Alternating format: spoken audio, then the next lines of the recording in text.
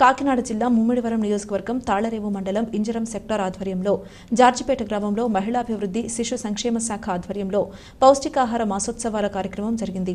ICDS project ఆధ్వర్యంలో బాలామృతంతో anganwadi workers తయారు చేసిన న్యూట్రిషన్ స్టాల్స్ లో పౌష్టికాహార పదార్థాలను ప్రదర్శించారు. గర్భిణీ స్త్రీలు బాలింతలలో రక్తహీనతను నివారించడానికి రాష్ట్ర ప్రభుత్వం అంగన్వాడీ కేంద్రాల ద్వారా పౌష్టికాహారాన్ని అందించడం జరుగుతుందన్నారు.